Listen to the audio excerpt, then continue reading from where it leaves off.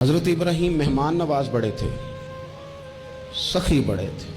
حضرت ابراہیم علیہ السلام کے بارے میں نبی پاک صلی اللہ تعالیٰ علیہ وسلم نے فرمایا، سب سے پہلے جس بندے نے کسی کی مہمان نوازی کی تھی نا، وہ حضرت ابراہیم علیہ السلام ہے۔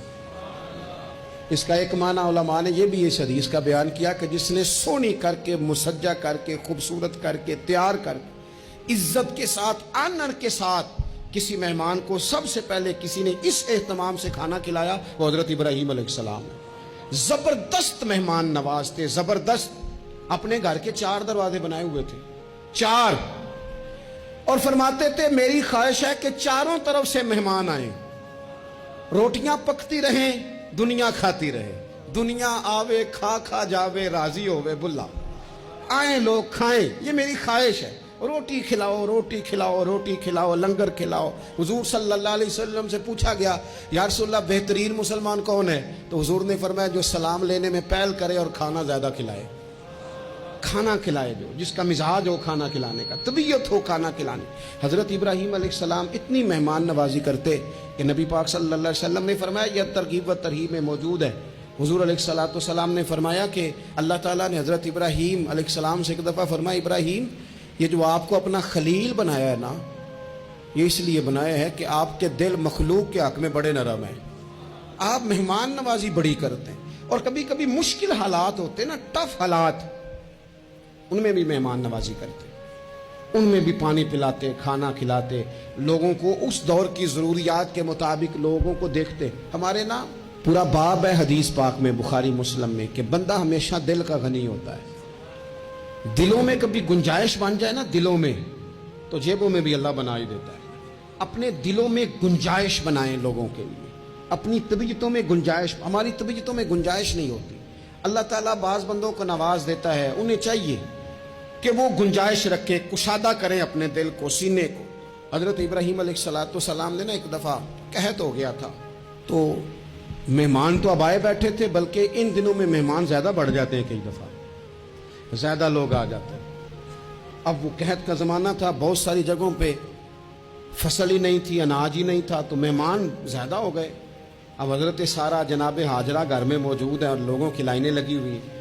حضرت ابراہیم علیہ السلام کا مصر میں ایک دوست تھا، حضرت حکیم الامت نے اس کو لکھا ہے، آپ نے نا اس کو کچھ سامان بھیجا، بوریاں بھیجی، فرمایا یار تیرے پاس گندم ہے تو ذرا گندم کی بھر دے بوریاں، مہمان بڑے آ گئے ہیں، روٹی کھلانی ہے لوگوں کو۔ حضرت ابراہیم نے وہ چند بوریاں اپنے اس مصری دوست کی طرف بھیجیں کہ گندم کی بھر دو، مہمان زیادہ آ گئے ہیں تو یہاں تو قحط ہے۔ اب وہاں جب گئے لینے کے لیے خدام اونٹ لے کے، بوریاں لے کے، تو اس نے کہا جی غلہ تو یہاں بھی ختم ہو گیا، اب یہ خالی بوریاں لے کے واپس آ رہے ہیں۔ اب ان جانے والے خدام کو بھی پتا تھا، جو قریب رہنے والے ہوتے ہیں وہ خانقاہوں کے، آستانوں کے، مدارس کے، مراکز کے مزاج سے بھی آگاہ ہو جاتے ہیں۔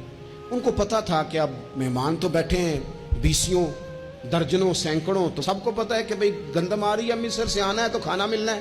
اب بوریاں جب خالی آئیں گی تو بڑا مسئلہ بن جائے گا، ان کے تو دل کمزور پڑ جائیں گے۔ انہوں نے کہا کہ تسلی دیتے ہیں، ان کو تسلی دیتے ہیں۔ رستے میں نا کچھ ریت بوریوں میں بھر لی تاکہ فوری طور پہ دیکھنے والے پریشان نہ ہوں، ریت بھر کے لے جاتے ہیں اور پھر جا کے آرام سے رکھ دیں گے۔ پھر حضرت ابراہیم سے گزارش کریں گے، غلہ نہیں ملا، وہ ایک خوبصورت سا آواز کریں گے، لوگوں کو دلوں کو تسلی ہو جائے گی، اور پھر اگلا بندوبست کر لیں۔